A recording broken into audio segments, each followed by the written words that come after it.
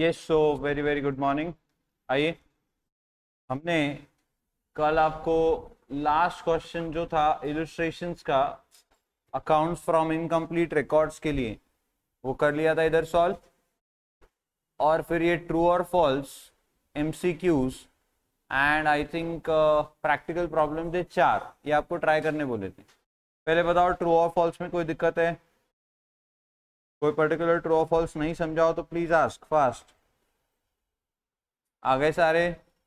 किया क्या? लेकिन ओके, एमसीक्यूज में कोई दिक्कत? वैसे तो एमसीक्यूज आपको एग्जाम में आने हैं नहीं, पर एमसीक्यूज में कोई दिक्कत हो तो पूछ लो, बोलो जल्दी। Okay, then practical questions. आइए फर्स्ट बताइए, आया क्या? A firm sold 20% of the goods on cash basis and the balance on credit. Debtors are allowed 1.5 months credit and their balance as on 31st of March 2021 is rupees 1,25,000. Assume that the sale is uniform throughout the year. Calculate the credit sales and total sales of the company for the year ended 31st March 2022.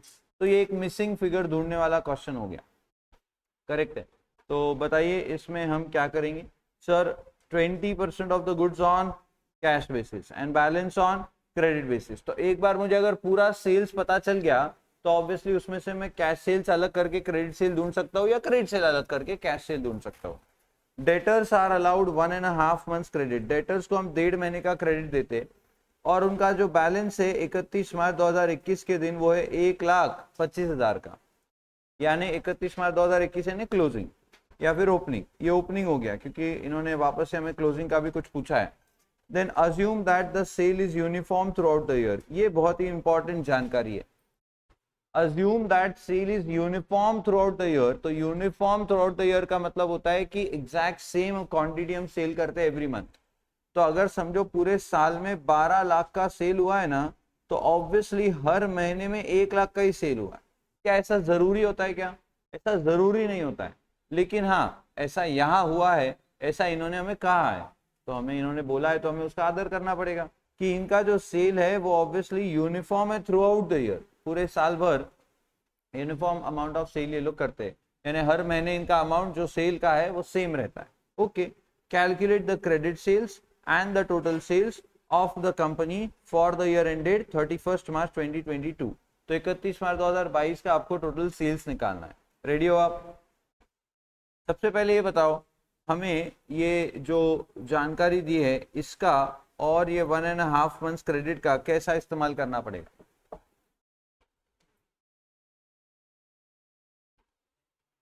Sir 1.5 month का credit दिया जाता है, मतलब क्या ये जो 1,25,000 के debtor से ये ऑब्वियसली 1.5 महीने के होंगे? बोलो ना। हाँ हाँ, तो ये 1.5 महीने के अगर 1,25,000 है तो पूरे साल के कितने हैं? क्या मैं ये ढूंढ सकता हूँ क्या? देखो 1.5 महीने पहले जितना भी क्रेडिट सेल मैंने किया होगा उसका ही ये बाकी होगा पैसा। 1.5 महीने में जितना भी क्रेडिट सेल मैंने किया होगा उसका ये पैसा बाकी होगा, क्योंकि 1.5 महीने का क्रेडिट पीरियड दिया जाता है। तो उनका 1.5 महीना अभी तक खत्म हुआ नहीं है, जब तक साल खत्म हो गया तो ऑब्वियसली तब तक उनके पैसे आए नहीं है, इसलिए वो डेटर से मारे। तो क्या 1,25,000 मेरे जो क्रेडिट डेटर्स है ऑब्वियसली उससे मैं क्रेडिट सेल्स निकाल सकता हूँ क्या? हाँ सर, निकाल तो सकते हैं, क्योंकि ये अगर 1.5 महीने का है तो इसको अगर मैं 1.5 से डिवाइड कर दूं तो मेरे को बताओ, अच्छा ये 1.5 महीने का है तो इसको 1.5 से डिवाइड करके इंटू 12 करना है, बराबर? हाँ, तो 1,25,000 divide by 1.5 into 12 it comes to करीब करीब 10 लाख, 10 लाख रुपीस। यस, तो बताओ साल भर में क्या हमने अगर 10 लाख का माल बेचा होगा तो ऑब्वियस है तभी 1.5 महीने का 1,25,000 बचा होगा। ये बात समझ में आ रही है? बड़ी इंपॉर्टेंट बात है। अगर साल भर में हमने 10 लाख का माल बेचा होगा तो उसमें से 1.5 महीने का 1,25,000 का होगा, और वही अभी हमारा पेंडिंग है, वही अभी हमारे डेटर्स है। Are you with me? बोलो हाँ। तो assume that sale is uniform throughout the year. Calculate the credit sale and total sale of the company for the year ended 31st March 2022। बच्चों अभी ये कौन से ईयर के एंडिंग के डेटर से बताओ? 31 मार्च 2021 के दे दिए उन्होंने। अभी यहाँ पर है ना अजम्पशन के बेसिस पर ही काम होगा कि जितना सेल पिछले साल हुआ होगा उतना ही सेल इस साल हुआ होगा, क्योंकि यहाँ पर इस साल का सेल निकालने के लिए और मुझे क्वेश्चन में कुछ दिया हुआ नहीं है। तो सर 10 लाख का पिछले साल, तो 10 लाख का इस साल, पर ये 10 लाख क्या है, ये क्रेडिट सेल्स है। तो क्या मुझे कैश सेल्स अगर निकालना है कितना, या टोटल सेल्स निकालना है कितना, तो ये 80% ऑफ द टोटल सेल्स है। लिखा है ना 20% इज ऑन कैश बेसिस, तो remaining 80% is on credit basis. तो 10 लाख इज 80%। तो अगर आप 10 लाख को 80% से डिवाइड करो तो क्या 12,50,000 आ जाएगा।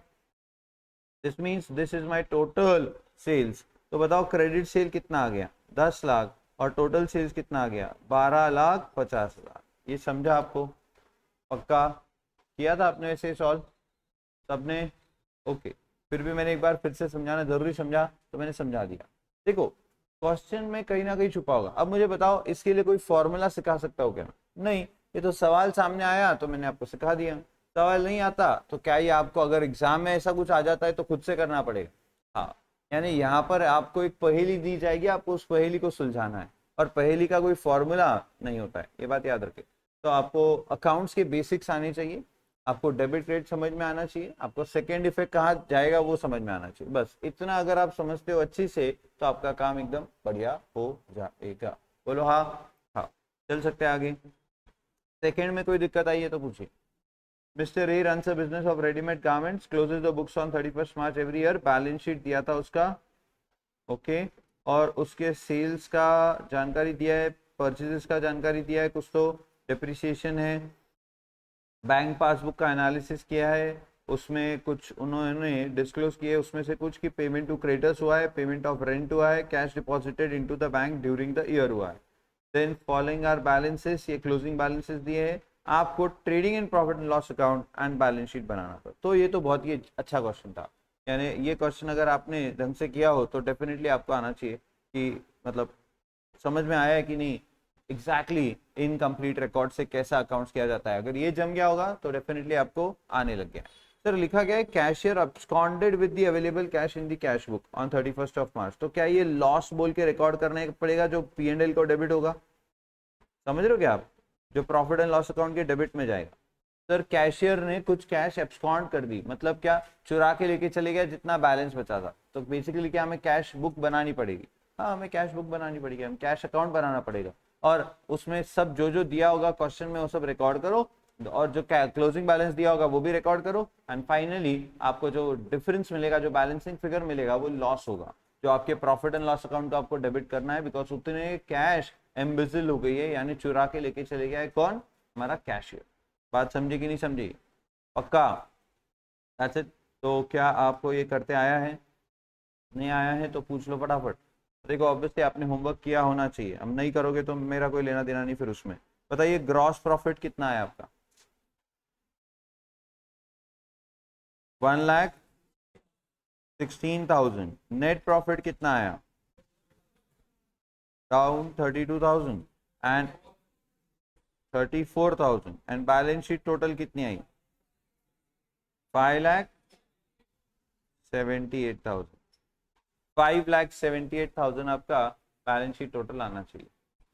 कोई दिक्कत हो तो जल्दी पूछो, वरना मैं आगे बढ़ना चाहता हूँ। ग्रेट, तो come to question number third then. हाँ, थर्ड में फिर से आपको एक रिटेल मर्चेंट का बिजनेस चल रहा है ऐसा सब दिया है, उसने बिल्कुल भी रेगुलर अकाउंट बुक्स मेंटेन नहीं किए हैं। ही always maintain 10,000 in cash and deposit the balance into the bank account. तो ये बड़ी इंपॉर्टेंट जानकारी हो गई, आपको याद रखना है कि वो क्या करता है, अपनी कैश में से 10,000 रुपए हमेशा मेंटेन करता है, कैश में ही रखता है, और बाकी का सारा बैंक में डिपॉजिट करवा देता है। Okay, he informs you that he has sold goods at profit of 25% on sales। ये भी एक बड़ी इंपॉर्टेंट जानकारी है, सेल्स के 25% पर ये हमेशा गुड्स बेचता है, यानी इससे नीचे तो ये माल बेचता ही नहीं है, और इसके ऊपर भी नहीं। इसने फिक्स रेट ऐसा बोर्ड लगा रखा है, अपनी सेल वैल्यू का 25% प्रॉफिट मिलेगा, ऐसी सेल वैल्यू डिसाइड कर रखी है। तो बहुत ही बढ़िया काम किया है। तो ये बहुत इंपॉर्टेंट जानकारी हो गई कि goods are sold at profit of 25% on sales.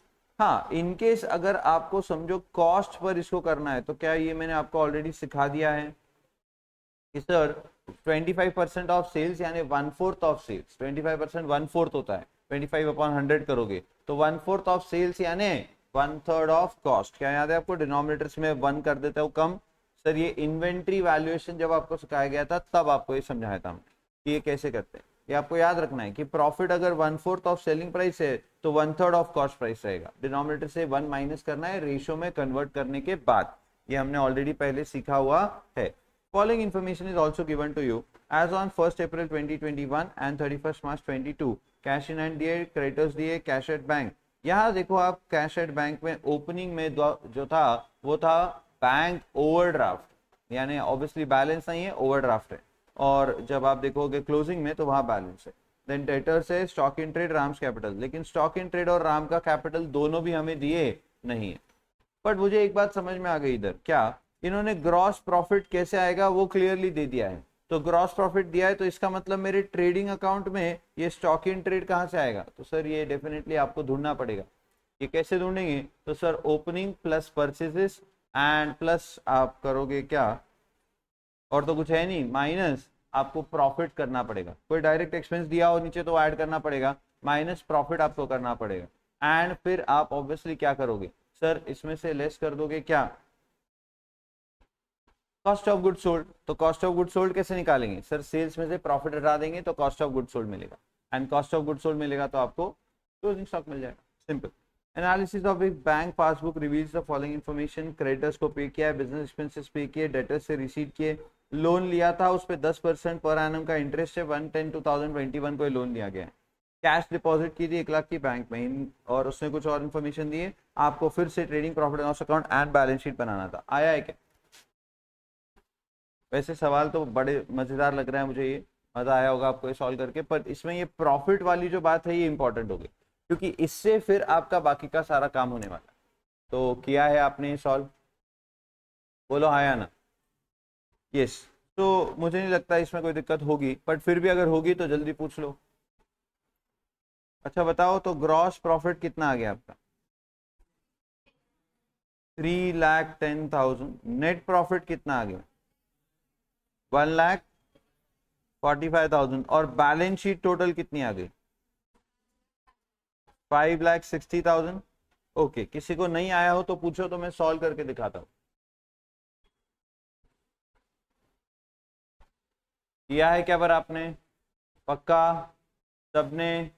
Sure? बोलो हाँ।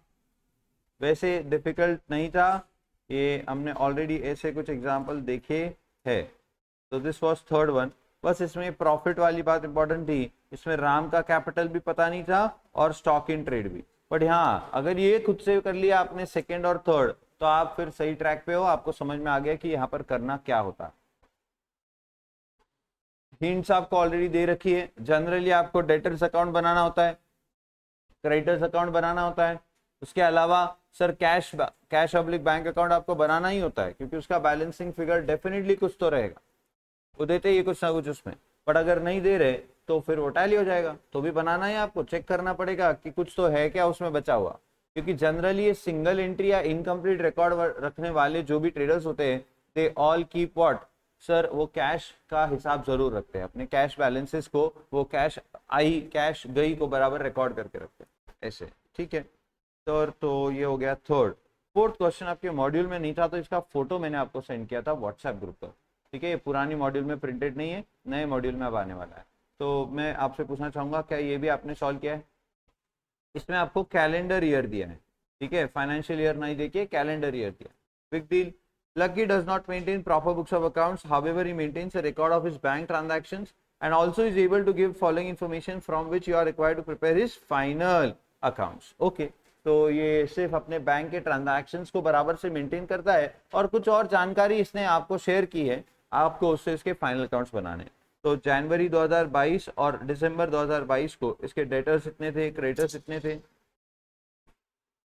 आपको क्लोजिंग डेटर्स नहीं दिए, ओपनिंग क्रेडिटर्स नहीं दिए, एक्चुअली डैश किया है उन्होंने यहाँ पर।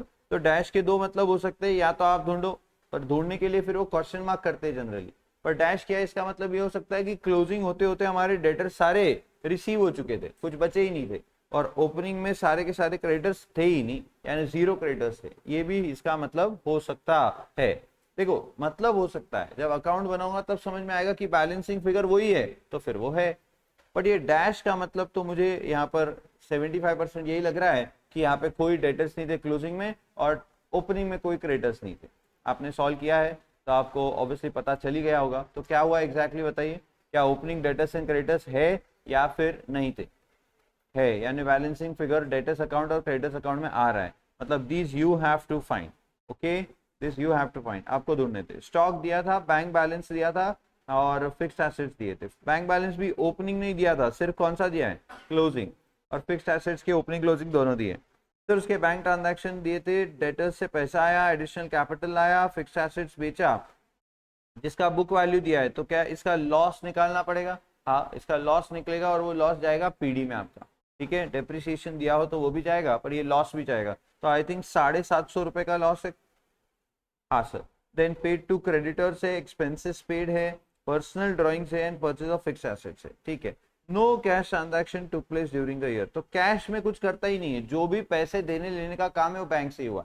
बहुत अच्छी जानकारी है, इसका मतलब कैश में कुछ है ही नहीं, इसका जो भी है वो किस में है, बैंक ट्रांजैक्शन में। Okay, and goods are sold at cost plus 25%, ये भी बड़ी इंपॉर्टेंट जानकारी हो गई कि गुड्स को हम कॉस्ट प्लस 25% पे बेचते हैं, यानी क्या 1/4 ऑफ कॉस्ट प्राइस प्रॉफिट कमाते हैं। हाँ, तो सर अगर सेल्स पे चाहिए तो 1/5 of sales, that is 20% of sales, ऐसे आप प्रॉफिट कमाते हो। बात समझे? खूब तो समझे। ठीक है, तो सर ये सर, और cost of good sold was ₹2,60,000। Low, cost of good sold भी दे दिया उन्होंने 2,60,000। कॉस्ट ऑफ गुड सोल्ड यानी क्या है, जिन गुड्स को बेचा उसका कॉस्ट 2,60,000 है, तो 2,60,000 कॉस्ट ऑफ गुड्स सोल्ड है और 25% का प्रॉफिट हम अगर कमाते हैं तो क्या इससे सेल्स पता चल जाएगा बड़े आसानी से। ये तो देखते से ही समझ आना चाहिए आपको कि कॉस्ट प्राइस प्लस 25%, तो इसका 1/4 अगर मैं इसमें ऐड कर दूंगा तो इट कम्स टू ₹3,25,000, तो this is your sales amount. ये बात समझ में आई थी आपको अच्छी से? ये समझ में आनी चाहिए, अगर ये नहीं आ रही है तो फिर गया चैप्टर ऑप्शन है आपके लिए, इससे ज्यादा कुछ नहीं बोलूंगा। इतना बेसिक समझ में आना चाहिए कि कॉस्ट ऑफ गुड सोल्ड दिया है और 25% प्रॉफिट ऑन कॉस्ट, सामने ये सब कुछ सिर्फ ऐड करो इसमें 25%, इसका 25% जोड़ दो, मिल जाएगा आपको क्या, सेल्स। सेल्स का अमाउंट आ गया जो आपके टीसी में जाएगा। और कॉस्ट ऑफ गुड सोल्ड दिया है, मतलब ये है क्या एग्जैक्टली सर, ये opening plus purchases minus closing है। ठीक है, तो ओपनिंग प्लस परचेजेस, मेरे पास ओपनिंग स्टॉक था, क्लोजिंग स्टॉक है, और परचेजेस, अरे परचेजेस नहीं दिख रहे सही कहीं, तो क्या मेरे को इससे परचेजेस मिल सकते हैं, opening plus purchases minus closing is cost of good sold, तो मैं ऑब्वियसली इससे परचेजेस ढूंढ सकता हूँ क्योंकि मुझे ओपनिंग स्टॉक, क्लोजिंग स्टॉक और कॉस्ट ऑफ गुड सोल्ड पता है। वो परचेज जो मिलेगा, क्या बच्चों कोई भी कैश ट्रांजैक्शन है बोला है? नहीं। और क्या बैंक ट्रांजैक्शन में परचेजेस दिए? नहीं। मतलब आपने सारे परचेजेस कैसे किए हैं, क्रेडिट पर किए हैं, ये समझ में आना चाहिए आपको, क्योंकि कोई कैश ट्रांजैक्शन तो है नहीं और बैंक में कई परचेजेस दिया नहीं, इसका मतलब परचेजेस जो भी आए वो सारे क्रेडिट परचेज है। तो वही आप क्रेडिटर्स अकाउंट में डालोगे तो ऑब्वियसली आपको क्लोजिंग बैलेंस पता है और क्रेडिटर्स के साथ जो कुछ हुआ है वो दिया हुआ है, और ये परचेजेस भी अभी मिल गया, तो ऑब्वियस मुझे ओपनिंग बैलेंस ऑफ क्रेडिटर्स मिल जाएगा जो मेरी ओपनिंग बैलेंस शीट के लिए काम आएगा, क्योंकि ओपनिंग बैलेंस शीट बना के मुझे ओपनिंग कैपिटल बैलेंस ढूंढना पड़ेगा क्योंकि कहीं पे कैपिटल दिया हुआ नहीं। समझ आ रही है आपको थोड़ी थोड़ी बात? ऐसे ही सॉल्व किया है क्या आपने? ऐसे ही सोच आपकी चलनी चाहिए, तभी फिर ये आप बराबर कर पा रहे हो। क्या मैं करवाऊँ ये क्वेश्चन सॉल्व कि आपका आया है? नहीं आया है? किया नहीं? किया है, पर परचेजेस अभी मिल गए, परचेज, परचेजेस मिले कि नहीं मिले? ये परचेजेस कैसे ढूंढे मैंने, ये देखो अभी तक परचेजेस ढूंढने के लिए मैंने किया है, पहले तो आपको एक फॉर्मूला याद आना चाहिए कि opening plus purchases minus closing is equal to cost of goods sold.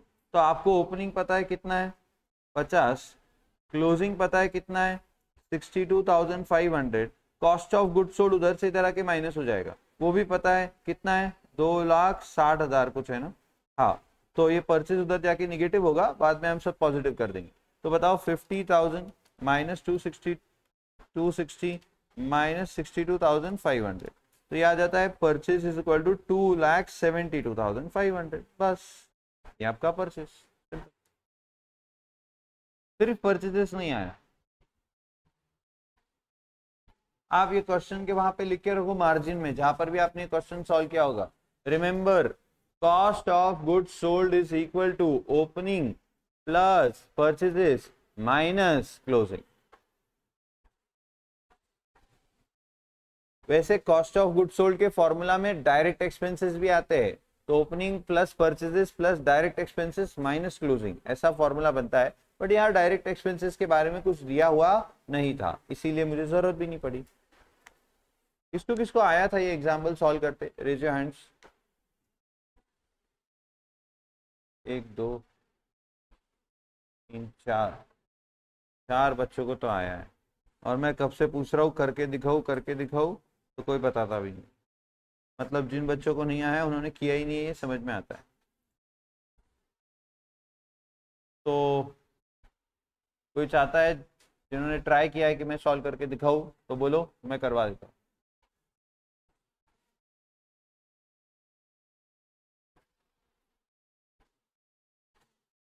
जोर से बोलो। कोई कुछ बोल रहा है पर आवाज ही नहीं आ रहा है। करके दिखाओ, केस करके दिखाओ, एक लड़की ने बोला। तो Lucky does not maintain proper books of accounts, however he maintains a record of his bank transaction and also is able to give the following information from which you are required to prepare his final accounts for the year ended 2022। तो calendar year 2022 के final accounts बना के दिखाना है। इसने proper records रखे नहीं है अपने, लेकिन आप बैंक के ट्रांजैक्शंस का जानकारी आपको दिया है। सर डेटर्स का ओपनिंग बैलेंस है, क्लोजिंग मालूम नहीं। क्रेडिटर्स का ओपनिंग बैलेंस मालूम नहीं, क्लोजिंग मालूम है। स्टॉक दिया opening closing, bank balance opening मालूम नहीं, क्लोजिंग दिया है। फिक्स्ड एसेट्स दिए ओपनिंग क्लोजिंग। बैंक ट्रांजैक्शंस की डिटेल्स दिए हैं, received from debtors, additional capital brought in, sale of fixed asset, paid to creditors, expenses paid, personal drawing, purchase of fixed asset. कोई cash transaction साल भर में हुआ नहीं है। गुड्स को हम बेचते कॉस्ट प्लस 25% पे, कॉस्ट ऑफ गुड्स सोल्ड है 2,60,000 का। अच्छा ठीक है।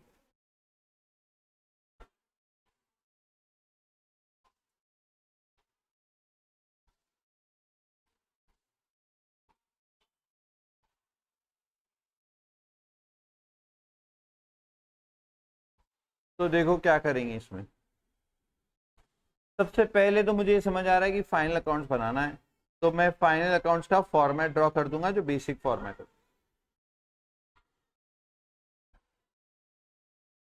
ये लकी के बुक्स है।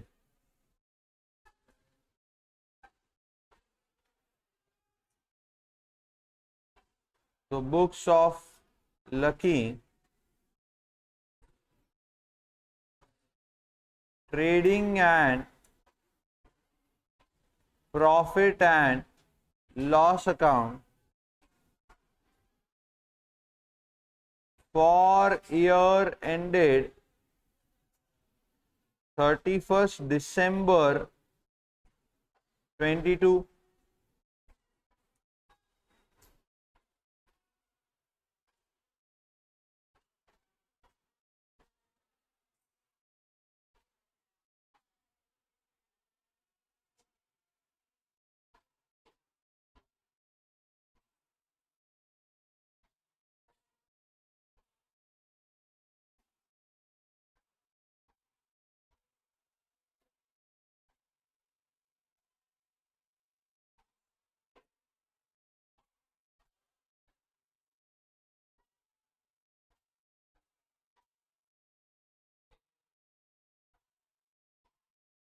करना।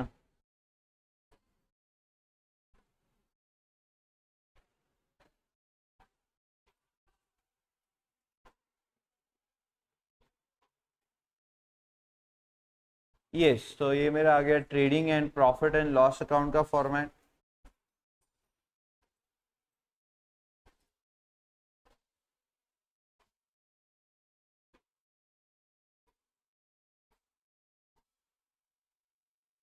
और फिर हम बना देंगे बैलेंस शीट।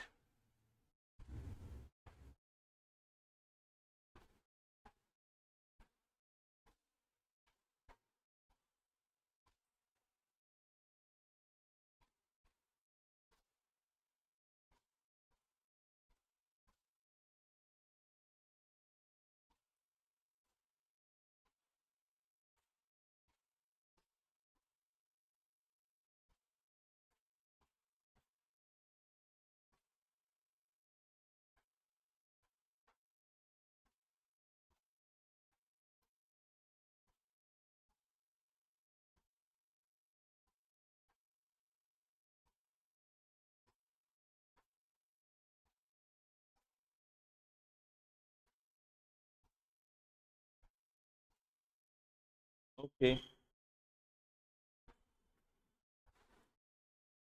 तो आइए शुरू करते।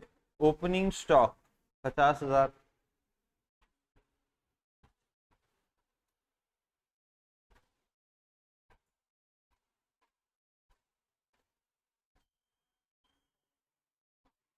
देन परचेजेस, तो मुझे कहीं पे भी परचेजेस नहीं दिख रहे, तो let us start finding purchases.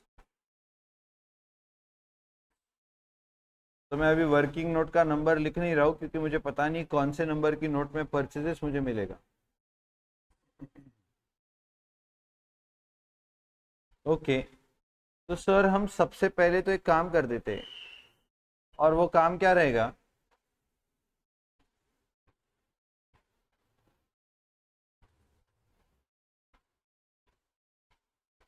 और वो काम क्या रहेगा कि हम क्रेडिटर्स अकाउंट बना लें। लेकिन अब इतना क्वेश्चन पढ़ने के बाद इतना तो समझ आ ही जाता है कि क्रेडिटर्स अकाउंट से परचेज नहीं मिलने वाला, क्योंकि क्रेडिटर्स का ही ओपनिंग बैलेंस पता नहीं। तो क्रेडिटर्स में दो बातें मिसिंग हो गई, ओपनिंग बैलेंस भी मिसिंग हो गया, परचेजेस भी मिसिंग हो गया, तो उससे तो काम नहीं होने वाला। तो यहाँ मुझे दिख रहा है अभी ये कॉस्ट ऑफ गुड सोल्ड, ये प्रॉफिट ऑन कॉस्ट, तो इससे मुझे सेल्स मिलेगा। ठीक है, तो सर सेल्स तो हमें लगने ही वाला है, पर सो सेल्स के वक्त। लेकिन कॉस्ट ऑफ गुड सोल्ड से और एक काम हो सकता है, और वो क्या है? तो वो परचेजेस का हो सकता है। ये सबसे इंपॉर्टेंट बात यहाँ समझना कि इस क्वेश्चन का मेरे हिसाब से चाबी है इस ताले की, और कुछ नहीं था इसमें। तो मैं पहले तो ढूंढ रहा हूँ purchases.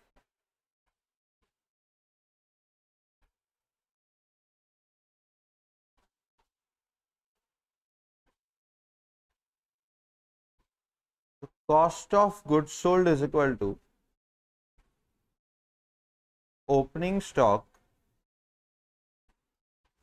add purchases minus closing stock। तो obviously purchases is equal to cost of goods sold minus opening stock plus closing stock. वो दोनों उधर से मैं इधर लेके आ गया। तो cost of goods sold question ने दिया है 2,60,000 का, ओपनिंग स्टॉक भी क्वेश्चन ने दिया है 50,000 का, और क्लोजिंग स्टॉक भी क्वेश्चन ने दिया है 62,500 का। तो 260 माइनस 50 प्लस 62,500, तो ₹2,72,500 के आ गए हमारे परचेजेस। बस खत्म। तो आ जाएंगे ट्रेडिंग अकाउंट में और लिख देंगे परचेजेस 2,72,500।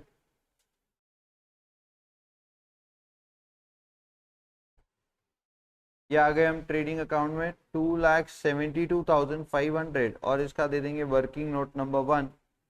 तो बड़ा ही आसानी काम हो गया। अब सर क्या लगेगा? Direct expenses. तो चेक करो कोई डायरेक्ट एक्सपेंसेस दिए क्या? सर एक्सपेंसेस पेड लिखा है बस, बाकी तो वो डायरेक्ट है कि इनडायरेक्ट पता नहीं, तो हम ऐसे केस में उसको इनडायरेक्ट ही मानते हैं। तो वहां चले जाएगा वो P&L में। तो सीधा आ जाओ, लिखो बाय सेल्स।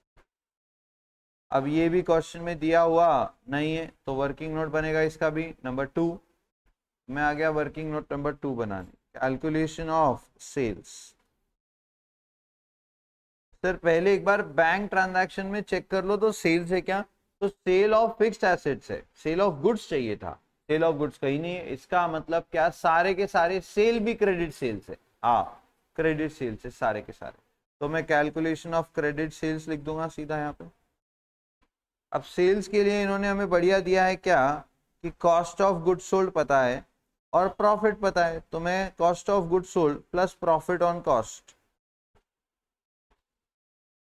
तो सेल्स पता चल जाएगा। तो सर जो गुड्स बेचे वो 2,60,000 के कॉस्ट के थे, जो बेचे वो 2,60,000 की कॉस्ट के थे। इस पे 25% का हम क्या कमाते हैं? Profit on cost.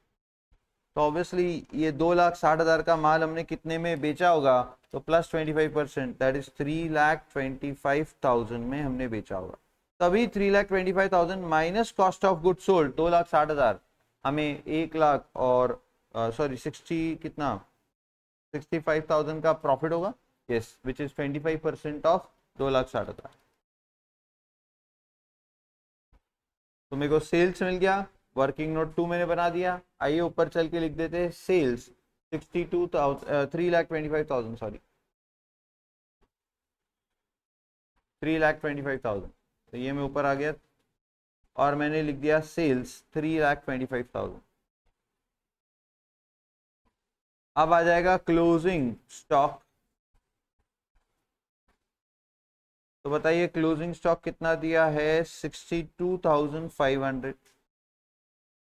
ओके, और कुछ यहाँ पर हमें goods distributed as free sample और टेकन बाय प्रोप्राइटर और लॉस्ट बाय फायर दिया नहीं है, तो मैं इनकी मदद से डेफिनेटली ग्रॉस प्रॉफिट अब निकाल सकता हूँ और मेरा ट्रेडिंग अकाउंट पूरा हो जाएगा।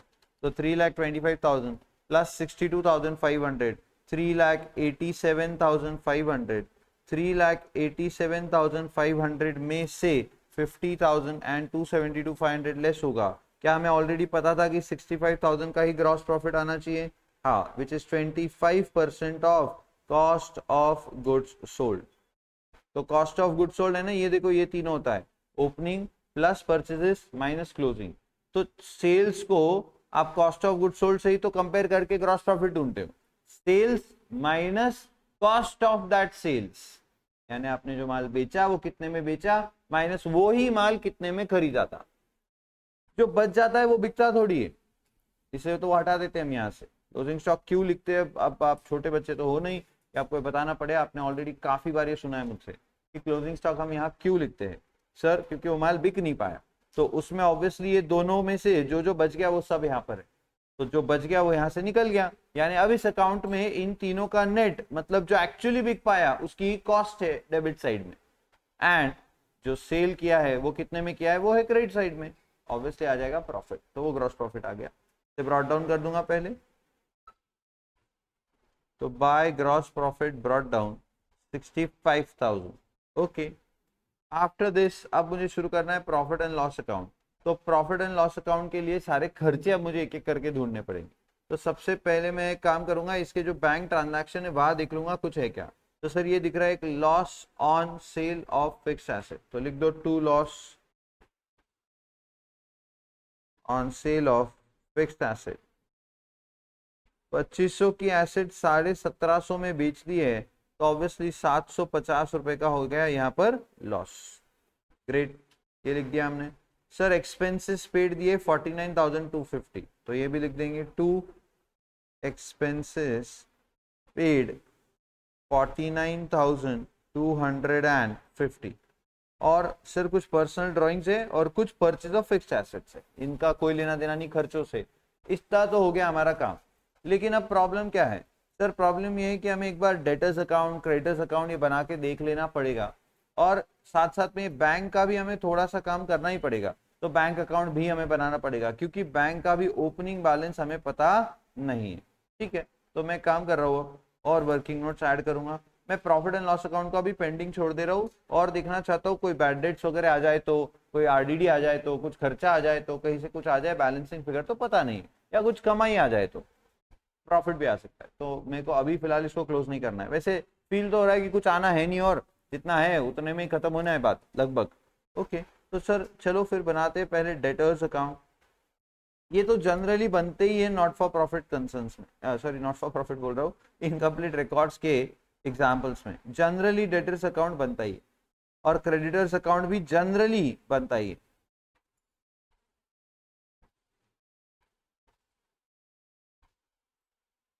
तो to balance brought down, debtors का आपको सबसे पहले ओपनिंग बैलेंस दिया हुआ था 1,02,500, तो मैंने बैलेंस ब्रॉट डाउन कर दिया ओपनिंग 1,02,500। देन नीचे मुझे क्रेडिटर्स दिया है, स्टॉक दिया है, बैंक बैलेंस, इनका कोई लेना देना नहीं डेटर्स अकाउंट से। रिसीव्ड फ्रॉम डेटर्स 3,40,000, तो by bank account 3,40,000। Great, after that additional capital लेके आए थे हम और 5,000 का, तो सर वो बैंक अकाउंट भी तो बनाना था, तो लो मैं काम करता हूँ वो अकाउंट्स भी ऐड कर देता हूँ, तो हाथों हाथ सारे अकाउंट्स एक साथ ही बना देंगे हम। तो एक क्रेडिटर्स अकाउंट पहले मैंने ऐड कर दिया, और फिर मैं ऐड कर दे रहा हूँ बैंक अकाउंट। वैसे मैं कैलकुलेटर से चेक कर सकता हूँ कि इसको बनाने की कोई जरूरत है भी या नहीं, ये टैली अगर हो जा रहा है तो बढ़िया है, बट जहां तक मुझे याद है इसका ओपनिंग बैलेंस ही हमें दिया नहीं है, तो वो ढूंढना है हमें ताकि हम ओपनिंग बैलेंस शीट बना सके। इसलिए ये अकाउंट बनाना भी अनिवार्य हो जाएगा। और सर एक काम करो ना, आप है ना ओपनिंग बैलेंस शीट का फॉर्मेट भी ड्रॉ ही कर लो, कि वो भी बनाना ही है। तो जैसे जैसे आइटम्स मिलते जाएंगे आपको उसमें भी लिखते जाओ आप। तो ये ओपनिंग बैलेंस शीट आ गया।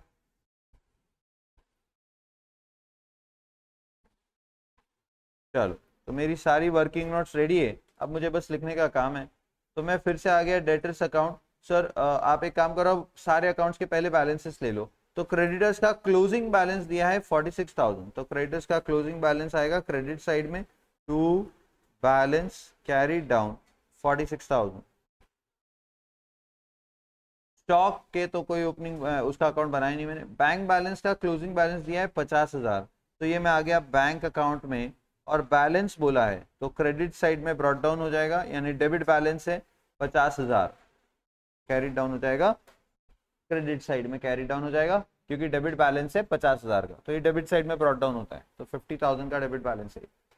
Okay sir, fix asset account बनाना है क्या? देखो फिक्स एसेट में मुझे ओपनिंग दिख रहा है, क्लोजिंग दिख रहा है। सर कुछ सेल भी किया है जिसकी बुक वैल्यू दी है और सेल वैल्यू दी है, अच्छा, और कुछ और भी खरीदे बोला है। ओ वाओ, इसका मतलब इसका अकाउंट भी बनाना पड़ेगा, क्योंकि यहाँ मिसिंग डेप्रिसिएशन हो सकता है फॉर श्योर। ये देखकर समझ में आना पहली बार में मुश्किल है, लेकिन आप ध्यान से अगर देखोगे तो आपको समझ आना चाहिए। तो देखो फिक्स एसेट 7,500 का 9,000 हुआ है सिर्फ, लेकिन हमने 2,500 का बेचा है और 5,000 का और खरीदा है। तो अगर आप देखोगे तो 7,500 में से 2,500 का गया और 5,000 का आया, तो होना चाहिए था 10,000, बट यहाँ बैलेंस दिख रहा है 9,000। इसका मतलब 1,000 रुपए का डेफिनेटली कुछ तो लफड़ा है। तो क्या अब मुझे फिक्स एसेट अकाउंट भी ऐड कर देना पड़ेगा? यस सर, तो और एक अकाउंट मेरा ऐड हो जा रहा है, and that is what, fix assets account.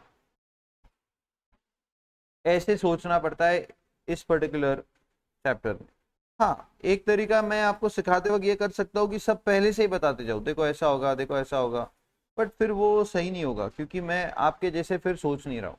मैं कोशिश करता हूँ कि आपके जैसे ही सोचो, एकदम रॉ, ताकि आपको फील आए कि हाँ ऐसा हम एंड मोमेंट पे भी ये चीजें सोच सकते हैं। यहाँ पे डेप्रिसिएशन की बहुत इंपॉर्टेंट ये बात थी, और पूरी कंप्लीटली हिडन है वो, कहीं पे कोई अंदेशा भी नहीं है, कोई उन्होंने इशारा भी नहीं किया है। तो अगर आप नहीं करोगे तो आपकी बैलेंस शीट टैली तो नहीं होने वाली है पक्का, क्योंकि ये क्लोजिंग बैलेंस उन्होंने जो दिया है उस हिसाब से दिया है। तो जब भी आपको किसी भी चीज का ओपनिंग क्लोजिंग दिया है, ये हिंट याद रखें, और उससे रिलेटेड कुछ आने जाने दिए, खरीदी बिक्री दी है, सेल परचेज दिया है, या पैसा दिया लिया दिया है, तो फॉर श्योर उसका अकाउंट बना दो। उसमें देख लो एक बार कि जो उन्होंने ओपनिंग क्लोजिंग दिया है उसी हिसाब से उनके ट्रांजैक्शन टैली हो रहे क्या, हो रहे तो फिर सब दे दिया उन्होंने, तो कोई बात ही नहीं, फिर तो सिर्फ अकाउंट हमारा वेस्ट हो गया, पर ठीक है बना लिया, चेक कर लिया।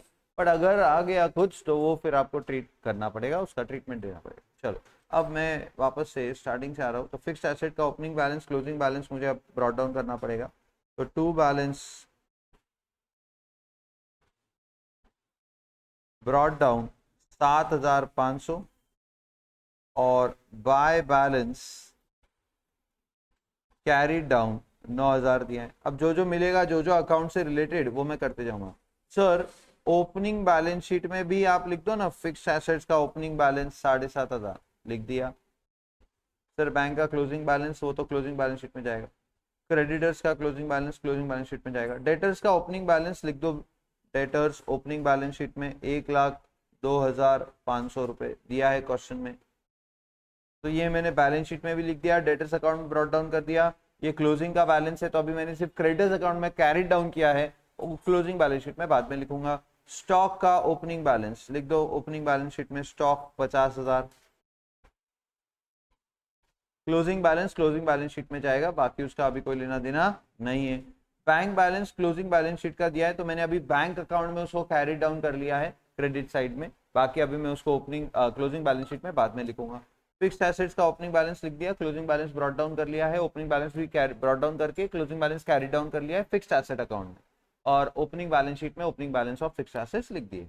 अब आइए रिसीव फ्रॉम डेटर्स, तो मैंने डेटर्स के क्रेडिट में तो लिख दिया था बाय बैंक अकाउंट 3,40,000। आ जाओ बैंक अकाउंट के डेबिट में, पहले एक लाइन छोड़ देंगे बैलेंस के लिए, ओपनिंग बैलेंस के लिए, तो नीचे लिखूंगा टू डेटर्स अकाउंट 3,40,000। ये कलेक्शन फ्रॉम डेटर्स आ गए।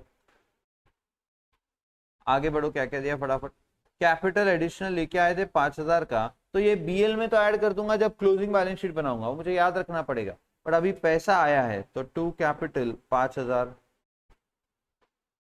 इसका अकाउंट में कुछ बना नहीं रहा हूं। नेक्स्ट सर फिक्स एसेट बेच के 1750 रुपए आए थे, तो क्या मैं पहले तो यहाँ पे लिख देता हूँ टू फिक्स एसेट अकाउंट 1750 रुपए।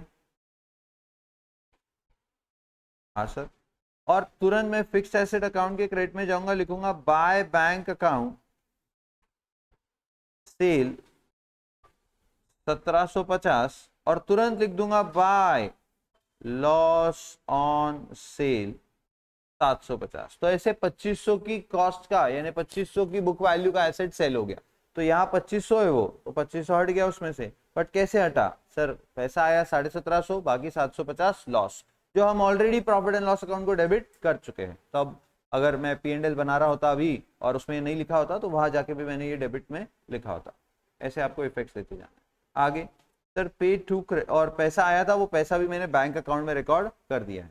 पेड टू क्रेडिटर्स 2,80,000, तो मैं पहले चला बैंक अकाउंट में लिख दूंगा बाय क्रेडिटर्स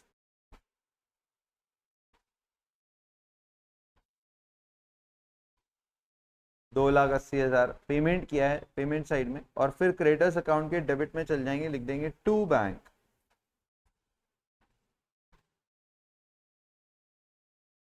2,80,000। ओके, अगला सर क्या हुआ? एक्सपेंसेस पेड 49,250, तो ये P&L को डेबिट होना था वो तो कर दिया मैंने, सिर्फ बैंक को क्रेडिट कर दो। तो by expenses account 49,250, correct. After this sir personal drawings दिए हैं, क्या ये पर्सनल ड्राइंग्स तो मुझे कैपिटल से लेस करने? हाँ, लेकिन अभी बैंक में से पैसा गया 25,000 का, तो यहाँ लिख देंगे बाय ड्राइंग्स अकाउंट 25,000, करेक्ट है? हाँ सर।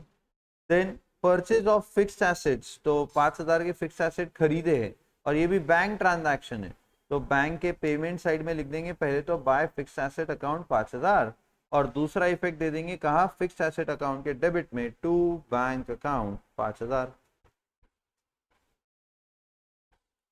फिक्स्ड एसेट आई और बैंक से पेमेंट हो गया।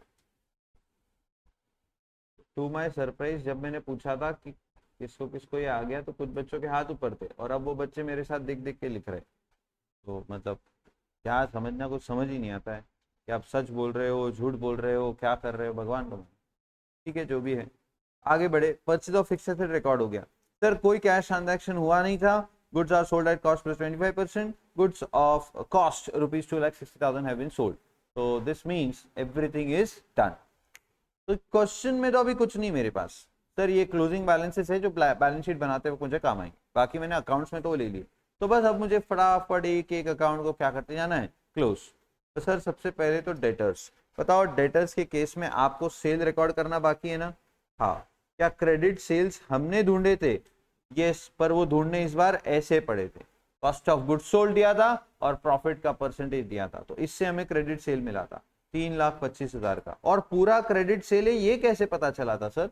ये पता चला था कैसे कि आपने कैश ट्रांजैक्शन कुछ किए नहीं है, क्वेश्चन ने लिखा है, और जो भी बैंक में ट्रांजैक्शन हुए वो सारे दे दिए, उसमें कहीं पे बैंक सेल है ही नहीं, यानी बैंक में पैसा आया सेल होकर, ऐसा कहीं है नहीं। इसका मतलब सारा सेल क्रेडिट सेल है, तो डेटर्स अकाउंट को डेबिट होता है। और अब इस अकाउंट में और कुछ बचा नहीं है, तो सर कुछ बचा होगा भी तो हमें पता कैसे चलेगा? क्योंकि क्वेश्चन में कुछ दिया नहीं, तो जो भी होगा वो क्या है? वो ऑब्वियसली क्लोजिंग बैलेंस है। हाँ, अगर यहाँ समझो एग्जाम्पल के लिए, इधर ध्यान देना एक मिनट, क्लोजिंग बैलेंस भी क्वेश्चन में दे देते 80,000, अब बच जाता 7,500 क्रेडिट साइड पे, तो वो 7,500 का आपको कुछ ना कुछ तो सोचना पड़ता क्या करे। तो सर इसे हम अलग अलग चीजें मान सकते हैं, डिस्काउंट मान सकता है कोई, कितना डिस्काउंट दे दिया डेटर्स को, कोई बैड डेट्स मान सकता है, बोलेगा सर बैड डेट्स हो गया, कोई बच्चा बोलेगा सर नहीं इतने के बिल्स आ गए सर, तो बिल्स रिसीवेबल को डेबिट कर दूंगा। बात समझ में आ रही? क्या तीनों अजम्पशंस गलत है? नहीं, तीनों अजम्पशंस सही है। सर चौथा भी अजम्पशन करवा सकते हैं हम, क्या सेल्स रिटर्न हो गए 7,500 के, कोई बच्चा बोलेगा सर मेरे हिसाब से सेल रिटर्न हुए, तो वो सेल्स में से लेस करेगा। कोई बच्चा बोलेगा बैड डेट्स हुए, वो पीडी में डाल देगा। कोई बच्चा बोला डिस्काउंट दिया, वो भी पीडी में डाल देगा। कोई बच्चा बोलेगा क्या कि बिल्स आ गए, तो बिल्स रिसीवेबल बना के बिल्स रिसीवेबल बीए में डाल देगा। चारों के चारों केसेस एब्सोल्युटली करेक्ट है, कोई प्रॉब्लम नहीं है। आ रही क्या बात समझ में? पक्का? हाँ। अब होता क्या है इसमें, ध्यान से सुने। होता क्या है इसमें कि अलग अलग अजम्पशन आप करते हो, तो जो भी आपने अलग किया अजम्पशन, वो आपने नीचे नोट लिख देना है कि मैंने ये अज्यूम किया, बस। और उसकी ट्रीटमेंट आप बराबर दो, सब सही है फिर आपका, ठीक है। बट अभी फिलहाल इस क्वेश्चन में ऐसा है नहीं। क्लोजिंग बैलेंस पूरा आ जाएगा 87,500 का, टोटल है 4,27,500। क्या ये हमारा क्लोजिंग बैलेंस शीट में जाएगा? यस। आइए क्रेडिटर्स अकाउंट को देखें। तो सर क्रेडिटर्स में भी हमारे परचेजेस लिखने के बाकी है और ओपनिंग बैलेंस भी लिखने का बाकी है। तो क्या पहले मैं यहाँ बाय बैलेंस ब्रॉट डाउन लिख दूं, जो कि मेरा बैलेंसिंग फिगर बनेगा।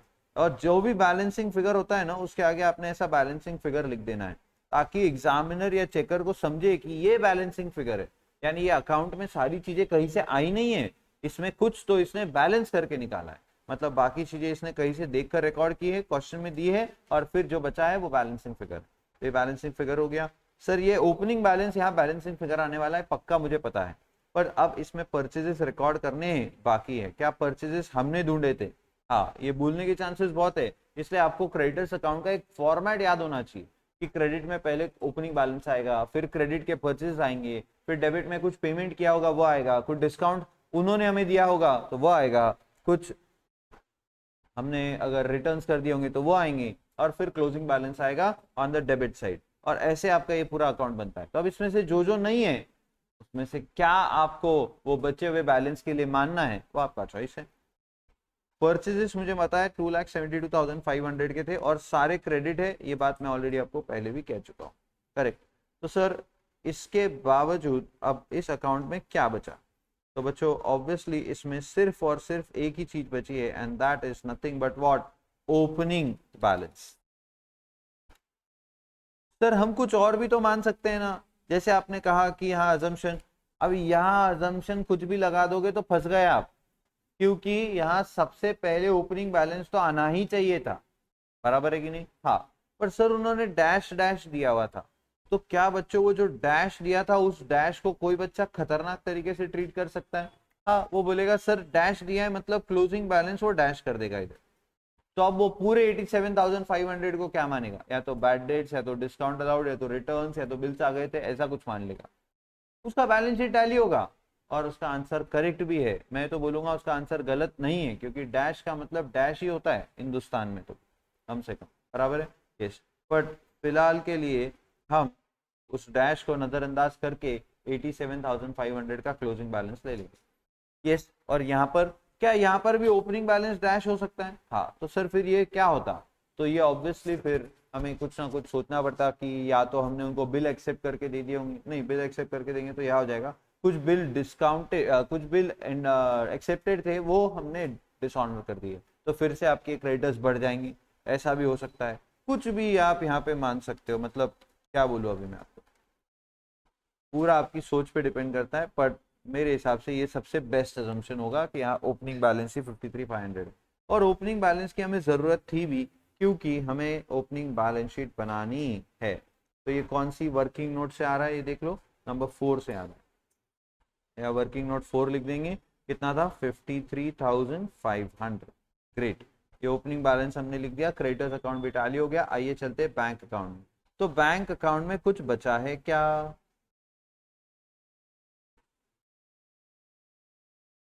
सर ओपनिंग आ गया? नहीं, ओपनिंग ही तो नहीं आया। तो टू बैलेंस ब्रॉट डाउन, और ये बन जाएगा मेरा बैलेंसिंग फिगर। ओके। तो जरा टोटल ले लेते, 280, 49, 250, देन 25,000, 5,000, 30,000 ऐड करो सीधा, प्लस 50, 80,000 ही ऐड कर दो। तो 4,09,250, 4,09,250, 4,09,250 में से 3,40,000 गया, 5,000 गया, 1,750 गया, यानी 62,500 का ओपनिंग बैंक बैलेंस आ रहा है। आ जाओगे ओपनिंग बैलेंस शीट में, लिखोगे bank working note number 5, 62,500। Okay okay okay. तो मेरे हिसाब से तो यहाँ पे अब जो भी आना था सब कुछ आ चुका है। तो मैं अब ओपनिंग बैलेंस शीट को भी क्लोज कर देना चाहता हूँ और निकाल लेना चाहता हूँ क्या,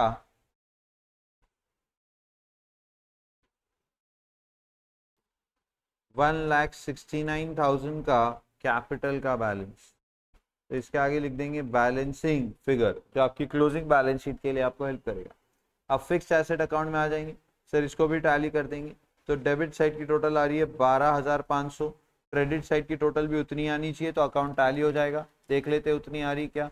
तो इसमें से 2500 लेस कर दोगे आप पहले तो, और फिर 9,000 लेस करोगे। अरे अरे, यहाँ तो 1,000 रुपए का क्या बच रहा है, बैलेंस। और अगर आपने इसको माना कि सर ये 1,000 रुपए हमने ना फर्नीचर रिटर्न कर दिया था या फिक्स्ड एसेट रिटर्न कर दिए थे, ऐसा माना, तो फिर आप जल्दी से जल्दी संन्यास ले लो, छोड़ दो, ये सब नहीं होगा आपसे। क्योंकि ये बेसिक और बेस्ट अजम्पशन क्या है कि ये डेप्रीसिएशन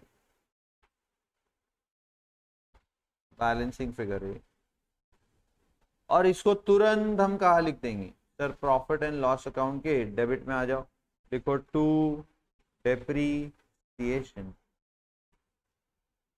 वर्किंग नोट नंबर कौन सा था वो, 6 की 7? वर्किंग नोट नंबर 7 मेरा डेप्रीसिएशन हो गया, दैट इज जस्ट ₹1,000। ओके, तो अब मैंने सब कुछ कर दिया। अब मेरे पास सब कुछ है, परचेज, सेल, डेटर्स के opening balance, closing balance. Balance sheet बनाने के लिए क्लोजिंग बैलेंस चाहिए था, वो नहीं था, वो मैंने ढूंढ लिया है। उसके अलावा मेरे पास अब क्रेडिटर्स का ओपनिंग बैलेंस आ गया था, जो मुझे ओपनिंग बैलेंस शीट के लिए लगा। तो मेरे पास ओपनिंग कैपिटल फंड है मेरा मेरा जो बैंक का ओपनिंग बैलेंस है वो भी आ गया था, वो भी मैंने ओपनिंग बैलेंस शीट में डाल दिया, जिससे मेरा ओपनिंग कैपिटल आ गया। एंड अब मेरे पास सब कुछ है, तो मैं आराम से क्या कर सकता हूँ, अब इसका trading profit loss account and balance sheet घर पे बना सकता हूँ। तो फॉर्मेट ऑलरेडी मैंने आपको ड्रॉ करके दे दिया है, तो आप आराम से अभी घर पे पूरा करो। मैं आगे नहीं सॉल्व कर रहा, मैं चला सितंबर 2024 के क्वेश्चन पेपर में आया हुआ क्वेश्चन सॉल्व करने के लिए। ये अभी जस्ट जो एग्जाम हुई है, अभी अक्टूबर चल रहा है, तो सितंबर महीने में जो एग्जाम हुई है उसका पेपर था, उसमें ये क्वेश्चन आया था 5 मार्क्स के लिए। इनकम्प्लीट रिकॉर्ड्स से आपको ये क्वेश्चन पूछा गया था। तो आइए हम इसे सॉल्व कर रहे हैं। होप सो आपको फोर्थ क्वेश्चन समझ में आ गया हो। और अब तो मुझे पक्का डाउट है कि फर्स्ट सेकेंड थर्ड भी काफी सारे बच्चे होंगे जिन्होंने किया ही नहीं होगा, और उन्होंने पूछा भी नहीं है क्या मैं नहीं आया या आया।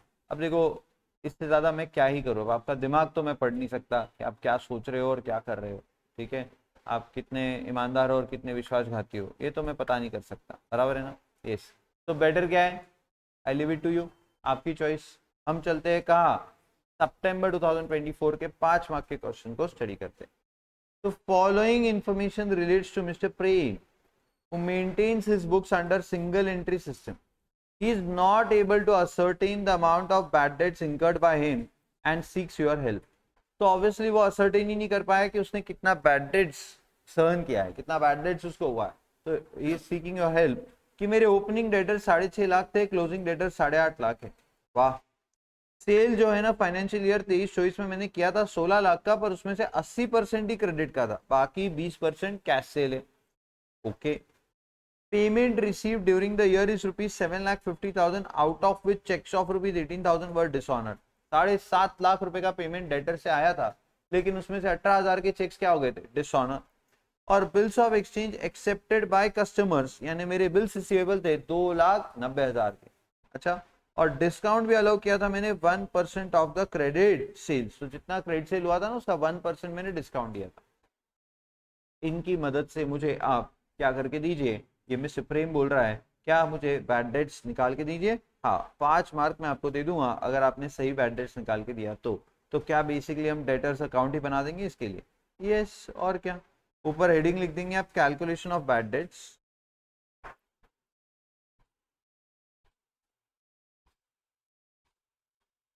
और फिर उसमें आप बनाएंगे डेटर्स अकाउंट।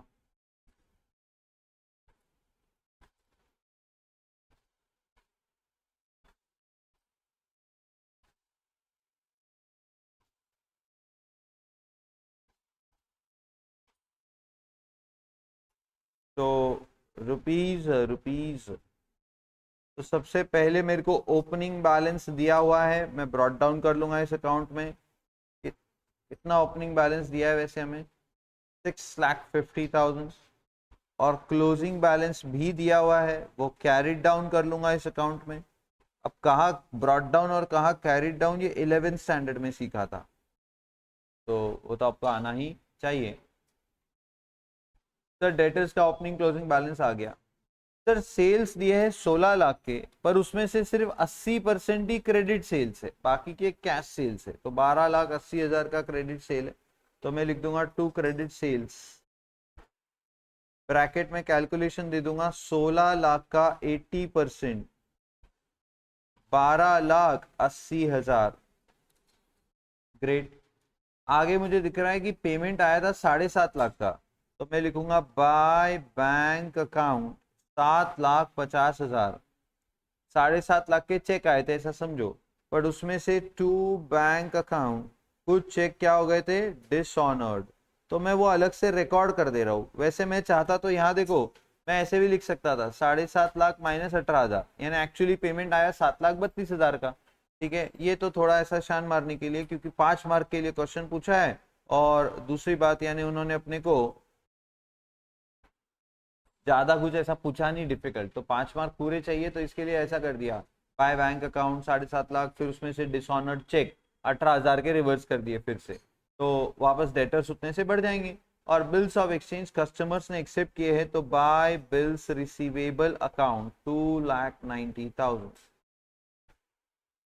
और फिर इन्होंने कहा है कि जो क्रेडिट सेल्स है ना हमारे, उसका 1% हम इनको डिस्काउंट अलाउ कर देते हैं।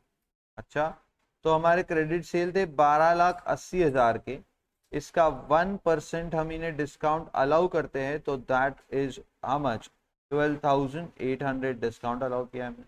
और बस इसके अलावा इस अकाउंट में और कुछ भी नहीं है। जो कुछ क्वेश्चन में दिया हुआ था मैंने सब रिकॉर्ड कर दिया, डिस्काउंट रिकॉर्ड कर दिया, बिल्स ऑफ एक्सचेंज रिकॉर्ड कर दिए, कलेक्शन में डिसऑनर चेक रिवर्स कर दिए, क्रेडिट सेल्स रिकॉर्ड कर दिए, opening balance closing balance record कर दिया, और दिया भी नहीं है क्वेश्चन में कुछ। ठीक है, तो सर इस अकाउंट को क्लोज करेंगे और बैलेंसिंग फिगर निकालेंगे। और क्या ढूंढना है वो तो क्वेश्चन नहीं बताया आपको, तो सोचना पड़ेगा कि बैलेंसिंग फिगर क्या होगा।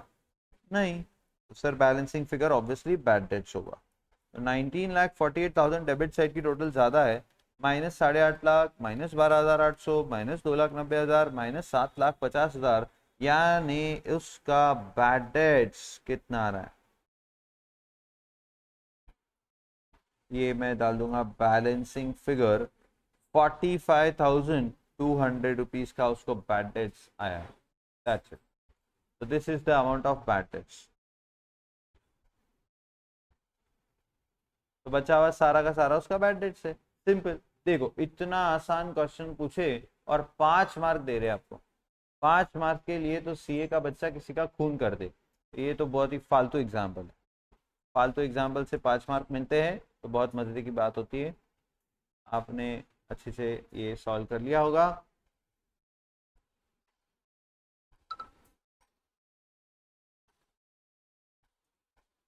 तो मैं चला अगले सवाल पे।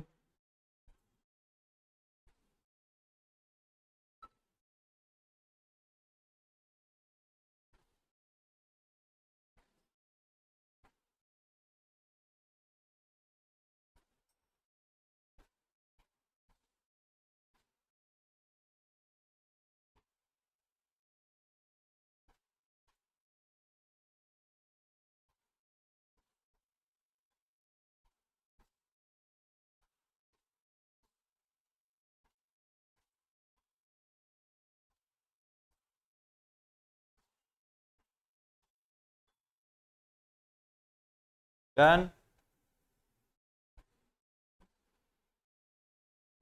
कम टू क्वेश्चन ऑफ जून 2024। तो उसकी प्रीवियस एग्जाम अभी सितंबर लेटेस्ट थी कि पहली जून 2024 की एग्जाम में ये क्वेश्चन आया था। 8 मार्क के लिए ये क्वेश्चन था। 8 मार्क्स वर्थ ऑफ क्वेश्चन है। आइए क्वेश्चन को पहले एक बार समझते हैं।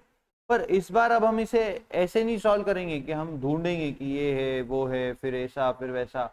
हम इसको पहली बार में पूरा क्रैक करने की कोशिश करेंगे कि हम अब एग्जाम का क्वेश्चन सॉल्व कर रहे हैं।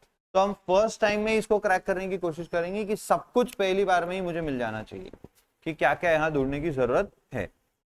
रेडी। तो Harshit traders are carrying on the retail business of electrical goods. Okay, they keep there, ये जो ऊपर लिखा होता है ना, ये भी एक एक वर्ड बारीकी से पढ़ना। कभी कभी इसमें भी छोटी सी बात ऐसी छुपी होती है कि जिसकी वजह से आपका कुछ तो एक हिस्सा सॉल्व हो जाए, तो इसलिए इसको भी ध्यान से पढ़ना होता है।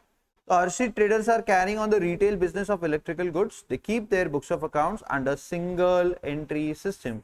The balance sheet as on 31st March 23 was as follows. तो यहाँ तो कुछ है नहीं खास, सिंपल लिखा हुआ है। सर ये हमें ना उन्होंने ओपनिंग बैलेंस शीट दे दी है, कितना हम पे दया कर रहे हैं ये लोग, तभी क्वेश्चन 8 मार्क के लिए है। अगर ये ओपनिंग बैलेंस शीट ना देते तो फिर ये क्वेश्चन ऑटोमेटिकली हो जाता 10, 12 या फिर उससे भी बड़ा हो सकता है, 15 तक भी जा सकता है, क्योंकि इस क्वेश्चन में बहुत सारी वर्किंग नोट्स बनती है, आपने देख ही लिया है। क्वेश्चन की साइज एंड उसमें क्या क्या ढूंढना है उस पर डिपेंड करता है कितने मार्क्स आपको उसके बदले मिलेंगे। लेकिन अगर सब कुछ पूछकर भी 8 ही मार्क दे रहे तो फिर तो आपके साथ नाइंसाफी हो रही, बट क्या कर सकते हैं।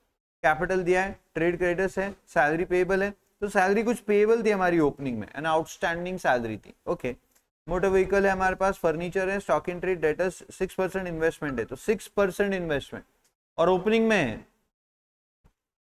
तो बच्चों आप इनकम्प्लीट रिकॉर्ड्स की बातें कर रहे हो यहाँ पर, तो इसको अकल होगी नहीं होगी मालूम नहीं है कि इसका इंटरेस्ट भी हमें लेना चाहिए, बराबर की नहीं। तो ऑब्वियसली ये 60,000 का 6% यानी 3,600 रुपए इंटरेस्ट पक्का आना चाहिए पीसी में, अनडाउटेडली ये पीसी में आना चाहिए, आया हो या ना आया हो, क्योंकि ये मिलना ही है हमें, क्योंकि ओपनिंग में ही हमारे पास इतने की इन्वेस्टमेंट्स है जिसपे 6% का सीधा सीधा दिख रहा है रेट ऑफ इंटरेस्ट। तो इस इन्वेस्टमेंट का 6% 3600 रुपए, तो ये पीसी में आने ही वाला है। सर अगर उन्होंने नीचे दे दिया हो तो फिर अच्छी बात। सर समझो उन्होंने 2000 दिया है नीचे कहीं पे कि बैंक में आया था 2000, तो बढ़िया है, तो आप पीसी में 2000 तो लिखोगे, ऐड उसमें 1600 कर दोगे अक्रूड इंटरेस्ट। अब बीए में लेकिन 1600 ही आएगा, पर अगर नीचे कुछ नहीं दिया हो तो पीसी में भी 3600 आएगा और बीए में भी पूरा 3600 आएगा कि पूरा का पूरा इंटरेस्ट अक्रूड है यानी रिसीवेबल, ऐसे होगा। ठीक है sir, cash in hand and cash at bank का ओपनिंग क्लोजिंग बैलेंस नहीं, ओपनिंग बैलेंस सॉरी वो दिया है। Summary of cash and bank book, तो सबसे पहली बात तो ये टैली है ना, ये सेम ही रहना चाहिए क्वेश्चन है। तो कैश इन हैंड दिया है, एडेड बैंक ओपनिंग दोनों का मिला के, कैश सेल्स दिए, good. Receipts from trade debtors, debtors से इतने पैसे आए हैं, ठीक है। इंटरेस्ट ऑन इन्वेस्टमेंट, क्या सारा पैसा आ चुका है, मतलब बीए का कोई आइटम ही नहीं है, तो मैंने यहाँ पे सिर्फ पीसी लिखा हुआ है क्योंकि बीए है भी नहीं तो मैंने लिखना भी नहीं है अभी, गुड। कैश परचेजेस दिए हैं, very good. Payment to trade creditors दिया है, ओ। सैलरीज दिए, अच्छा। रेंट और टैक्सेस दिए, ओके। सन्ड्री एक्सपेंसेस दिए, ड्रॉइंग्स दिए, cash in hand and at bank आपको क्लोजिंग दिया। तो क्या मैं यहाँ थोड़ा क्लासिफिकेशन भी लिखूं कि ये टीसी में जाएगा, ये आपका receipts from trade creditors sorry debtors, तो ये डेटर्स अकाउंट के क्रेडिट में जाएगा, इंटरेस्ट ऑन इन्वेस्टमेंट ये पीसी में जाएगा, कैश परचेजेस ये टीडी में जाएगा, पेमेंट टू ट्रेड क्रेडिटर्स ये ऑब्वियसली क्रेडिटर्स अकाउंट के डेबिट में जाएगा, सैलरीज ये पीडी में जाएगा, रेंट एंड टैक्सेस पीडी में जाएगा, सन्ड्री एक्सपेंसेस पीडी में जाएगा, ये बीएल से लेस होगा और ऊपर जाके मैं कैपिटल को स्टार दे दूंगा। सर ये सैलरीज में लफड़ा लग रहा है, जैसे मैं ऊपर गया मुझे दिखा अरे कुछ सैलरीज पेएबल थे 9000 के, और क्या ये आपको सिर्फ कैश एंड बैंक बुक दिया है पूरे साल का, हाँ, तो क्या ऐसा हो सकता है कि ये सैलरीज पेड है उसमें 9000 रुपए पिछले साल का पेमेंट किया हो, हाँ। सर अगर आगे क्वेश्चन में कुछ इसके बारे में क्लैरिफिकेशन नहीं दिया तो जो आपने अभी किया वही हमें करना पड़ेगा कि 9000 इसमें से हटा देंगे for outstanding salary paid of previous year. तो करंट ईयर का सैलरी का एग्जैक्ट खर्चा आपको 4,03,800 रुपए मिलेगा। हाँ ऐसा हो सकता है नीचे आपको इस साल का आउटस्टैंडिंग कितना है दे दे, तो वो आप इसमें ऐड करोगे और वो इस साल के बीएल में आप लिख दोगे, इस साल के बैलेंस शीट की लायबिलिटी साइड में हो जाएगा। ओके, अभी तक तो क्या बनाना है वो ही नहीं पता, हमें वो भी नहीं पता अभी तक तो, ठीक है। बट आपको ये सैलरीज को थोड़ा सा ध्यान से करना पड़ेगा, आपको ये लगे तुरंत क्लिक होना चाहिए कि अरे ये सैलरीज दिए हैं और उन्होंने सैलरीज पे ही भले ऊपर, और ये सैलरीज कहाँ दिए, कैश ऑब्लिक बैंक में दिए। सेम ऐसा नॉट फॉर प्रॉफिट में होता है, वहाँ रिसीट्स पेमेंट में देते थे आपको सैलरीज, और ऊपर सैलरीज आउटस्टैंडिंग देते थे, तो हम मानते थे कि अच्छा हाँ वो सैलरीज आउटस्टैंडिंग जो है वो ऑब्वियसली यहाँ पर क्या हुआ होगा, अभी पे हो गया होगा, करेक्ट। अगर कुछ नहीं देते हैं तो हाँ, अगर वो बोल दे कि अभी भी आउटस्टैंडिंग है तो लिख दो अभी के बीएल में फिर से, और इस साल का आउटस्टैंडिंग उसके नीचे लिख दो अलग ईयर का नाम दे करके। गुड, तो सर सैलरीज को लेके केयरफुल, इसलिए बॉक्स। आगे बढ़ो सर, ये आ जाएगा CBA में। Good, gross profit ratio of 12.5% on sales is maintain throughout the year. क्या बच्चों मुझे यहाँ पर कैश सेल्स पता है? बोलो हाँ। हाँ सर, क्या हमें डेटर्स अकाउंट बना के क्रेडिट सेल्स की जानकारी मिल सकती है? हाँ, इससे टोटल सेल्स मिल सकता है। हाँ, उस टोटल सेल्स पे 12.5% हम ग्रॉस प्रॉफिट कमाते हैं। हाँ, उस टोटल सेल्स में से ग्रॉस प्रॉफिट 12.5% माइनस करेंगे तो हमें मिलेगा कॉस्ट ऑफ गुड सोल्ड। हाँ, उस कॉस्ट ऑफ गुड सोल्ड को, ओपनिंग स्टॉक को और क्लोजिंग स्टॉक को यूज करेंगे तो हमें परचेजेस मिल सकते हैं, अगर ढूंढने हैं तो। मतलब क्रेडिट परचेजेस पता चल जाएंगे, क्योंकि टोटल परचेस पता चलेगा, उसमें से कैश परचेस हटाओगे तो क्रेडिट परचेस पता चलेगा। अगर क्रेडिट परचेस क्रेडिटर्स अकाउंट में दे दिए, फिर हो सकता है क्लोजिंग स्टॉक नहीं दिया हो, तो हमें इसी से क्लोजिंग स्टॉक मिल जाएगा जो टीसी और बीए में लिखना पड़ेगा, यानी कोई ना कोई मिसिंग फिगर होगी। पर आपका दिमाग अब तुरंत खुलना चाहिए कि जैसे आपने ये पढ़ा ना, आपको समझ जाना चाहिए कि I can calculate cost of goods sold any time, I can calculate sales, if I have cost then I can calculate sales because I know gross profit. तो मैं सेल्स में सीधा ये ग्रॉस प्रॉफिट ऐड कर दूंगा और 12.5 less कर दूंगा, सॉरी सेल्स का 12.5% दिया है। किसका 12.5% है? सेल्स का। ओके ठीक है, तो सर अभी फिलहाल ये जानकारी अच्छी है, हम इसको कंसिडर कर लेते हैं, बाकी बाद में देख लेंगे। During the year discount allowed to trade debtors was rupees, discount received from trade creditors was rupees. तो ये तो डेटर्स और क्रेडिटर्स अकाउंट में पोस्ट हो जाएगा अपने आप। और दूसरा कहाँ जाएगा? बोलो सर, ये जाएगा पीडी में और ये जाएगा पीसी में। ये ज्यादा इंपॉर्टेंट बात है हमारे। Okay, as on 31st March 24, the closing balance of trade debtors and trade creditors were rupees this much and this much। तो ये debtors account के credit में जाएगा और ये creditors account के debit में जाएगा। closing balances of debtors and creditors respectively। Great। On 31st March 24, an amount of 14,800 was outstanding towards salary। बच्चों यानी closing के date पर आपको salary का outstanding salary कितना है वो दे दिया है। Very good. तो क्या ओपनिंग में भी आउटस्टैंडिंग था 9,000? हाँ, और अब क्लोजिंग में भी आपका आउटस्टैंडिंग दिया है 14,800 रुपए, करेक्ट है। तो अब हम क्या करेंगे सर, वो 9,000 पे हो गया होगा ऐसा अज्यूम कर लेंगे, और ये 14,800 पेएबल है, तो हम वो 9,800 सॉरी वो 9,000 लेस कर देंगे जब ये पेमेंट को एक्सपेंस में यानी पीडी में लिखेंगे, करेक्ट। और सर इसको एक काम करो ना, आप स्टार दे दो आप। तो स्टार का मतलब क्या है कि सर एक तो आपको ये उसमें ऐड करना है और वो वाला इसमें से लेस करना है। तो ये स्टार 4 है एक, और एक स्टार ऊपर है। डेप्रीसिएशन 10% मोटर व्हीकल और फर्नीचर पे करना है। Required to prepare trading profit loss account for the year ended and balance sheet as on that date. Wow, तो क्वेश्चन तो आसान ही लग रहा है, इतना तो कुछ मुझे ऐसा खास इसमें ऐसा लगा नहीं कि हाँ कि बहुत डिफिकल्ट है और बस मतलब ऐसा है कि आप कुछ कर ही नहीं पाओगे, ऐसा तो बिल्कुल नहीं। ठीक है, तो मुझे इतना बताओ क्या क्या करना पड़ेगा, कौन से अकाउंट्स बनेंगे? Let us discuss that. तो सर सबसे पहला डेटर्स अकाउंट तो श्योर शॉर्ट बनेगा, क्रेडिटर्स अकाउंट श्योर शॉर्ट बनेगा। ओके, इसके अलावा सर बाकी तो डेप्रिसिएशन वगैरह करना है तो वो तो सिंपल है। सर ये एक वर्किंग नोट बनेगा प्रॉफिट का, जिससे कॉस्ट ऑफ गुड सोल्ड वगैरह हम निकाल लेंगे, बराबर। तो देखो डेटर्स अकाउंट से मुझे लग रहा है क्रेडिट सेल पता चलेगा, क्रेडिट सेल और कैश सेल मिला के टोटल सेल्स पता चलेगा, टोटल सेल्स में से प्रॉफिट हटाओगे कॉस्ट ऑफ गुड सोल्ड पता चलेगा। कॉस्ट ऑफ गुड सोल्ड में ओपनिंग स्टॉक दिया है, ओपनिंग स्टॉक आपको यहाँ पर मिल जाएगा, ये रहा ये ओपनिंग स्टॉक। उसके बाद क्लोजिंग स्टॉक दिया है, क्लोजिंग स्टॉक, ओहो मतलब इन्होंने क्लोजिंग स्टॉक नहीं दिया है, इसका मतलब क्रेडिटर्स अकाउंट से आपको क्रेडिट परचेसेस मिलेंगे। उन क्रेडिट परचेसेस में आप ये कैश परचेसेस ऐड करोगे तो टोटल परचेसेस मिलेंगे। ये टोटल परचेसेस, ओपनिंग स्टॉक और कॉस्ट ऑफ गुड सोल्ड को यूज करोगे तो आपको क्लोजिंग स्टॉक मिलेगा, तब जाके आपकी सारी जानकारी पूरी हो जाएगी और फिर आप आराम से फाइनल अकाउंट्स बना सकते हो। बट क्या इसमें बैंक अकाउंट बनाने की जरूरत है? सर ये कैश ऑब्लिक बैंक बुक ही दिया है, तो उन्होंने ऑलरेडी टैली करके दिया हुआ है, तो आपको अब कुछ एडिशनल करने की जरूरत नहीं है। अच्छा सर और कुछ बचा इसके अलावा, और कोई अकाउंट बनाना है? नहीं, बाकी वो सैलरी का तो हम उधर ही एडजस्टमेंट कर देंगे, उसके लिए कुछ अलग से करने की जरूरत नहीं है। डेप्रिसिएशन भी डायरेक्ट पीडी में लिख देंगे, बीए में से लेस करके लिख देंगे, क्योंकि हमें ओपनिंग बैलेंसेस दिए हैं मोटर व्हीकल और फर्नीचर के, क्लोजिंग हम ढूंढ लेंगे लेस डेप्रिसिएशन करके। कुछ नया मोटर व्हीकल या फर्नीचर खरीदा है क्या? सर पेमेंट में देखो कुछ भी नहीं है। खरीदा होता तो फिर उसका प्रोपोर्शनल डेप्रिसिएशन का बात हमें करना पड़ता, क्योंकि रेट दिया हुआ है। बात खत्म। तो मेरे को तो बड़ा आसान लग रहा है एग्जाम्पल, तो बोलो फटाफट सॉल्व करवा दो अभी, या आपको होमवर्क दे दूं? आप खुद से ट्राई करना चाहते हो तो खुद से ट्राई कर सकते हो। होमवर्क तो ऑब्वियसली 5-6 बच्चे तो करते हैं, बाकी बच्चों का होमवर्क से ज़्यादा लेना देना नहीं होता है।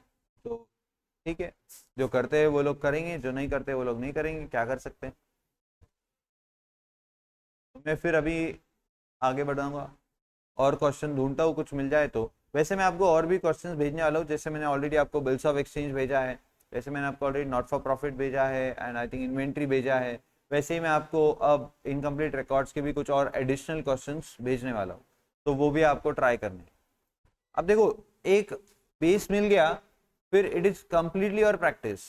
ये जो कोर्स है ये ऐसा नहीं है कि आप बस रट्टू पोपट के जैसा पढ़ लोगे हमसे तो काम हो जाएगा।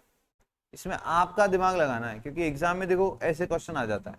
अभी ये भी क्वेश्चन बढ़िया था, ये तो क्वेश्चन बहुत ही आसान था, ये भी मुझे आसान ही लग रहा है, पर कॉन्सेप्ट समझ गया है और अब आप क्लैरिटी से कर सकते हो, इसके लिए आपको आसान लग रहा है। आपको आप फील हो रहा है कि हाँ मेरे को डेटर्स अकाउंट बनाना है, क्रेडिटर्स अकाउंट बनाना है, तो कब क्या ढूंढना है, क्या मिसिंग है, ये आपको आइडेंटिफाई कर। कभी कभार ये चैलेंजिंग हो जाएगा, और इसमें हाँ हमने एक नई जो बात अब सीख ली है वो क्या सर, ये cost of goods sold is equal to opening plus purchase minus closing, और इसमें ये लोग किसका रेट दे देते हैं, ग्रॉस प्रॉफिट का।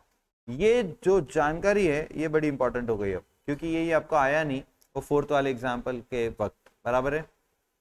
हाँ, तो मैंने फिर डिसाइड कर लिया, ये क्वेश्चन आपको मैं दे रहा हूँ होमवर्क, मैं आपको इसका फोटो अभी भेज देता हूँ, मैं क्लासिफिकेशन रब कर दे रहा हूँ सारा, आपने फिर से खुद से ये सारा क्लासिफिकेशन करके ट्राई करना। वैसे मैंने सब एक्सप्लेन करके आपको होमवर्क देना है, तो मैं बस इतना चाहता हूँ कि आप खुद से करो। वैसे मेरे पास समय है, मैं चाहूँ तो अभी करवा सकता हूँ, पर मैं चाहता हूँ कि आप खुद से करो, उससे फील अच्छा आएगा। नहीं आया तो बता देना, तो मैं कल करवा ही दूंगा ऑब्वियसली।